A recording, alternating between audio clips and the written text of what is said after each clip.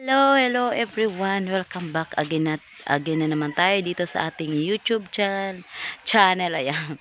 Ayan guys, welcome back again dito sa ating YouTube channel. Ang vlog natin for today is magbibenta po tayo ng mga kahoy para sa ating fiesta guys. Kasi malapit na yung fiesta natin guys. Yung fiesta natin guys is 9 and 10 dito. October 9 and 10. So tara, samahan nyo ako guys.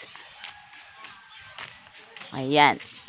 Ayan, may dito guys, mayroon diyan. May mga kahoy diyan, ayan guys. Sobrang ano na to guys, uga. Ayan, so tuyo sa Tagalog. Ayan, tuyo na yan guys. Ayan guys. Yung ating mga kahoy, ayan. Tapos guys, meron pa dito guys.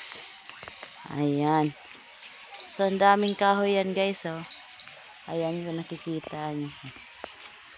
Ayan. Ayan guys, ate ko din. Ayan guys, yung ating kahoy. Tag 200 pesos lang yung sako natin guys, sa ating kahoy guys.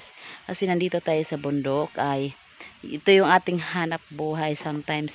Ayan ang ating hanap buhay guys, ayan. So magputo-puto og kahoy para ibaligya sa Tagalog o sa Cebuano guys. Ayan guys. So ayan lang guys yung ating vlog for today. Sana ay mayroon bumili ng ating kahoy para tayo ay magkakapera dyan guys. So ayan lang guys yung ating vlog. Kung bago ka pa lang dito sa ating YouTube channel, please subscribe and don't forget to click the notification bell para updated ka sa lahat ng videos na upload natin. Ayan guys, bili na kayo.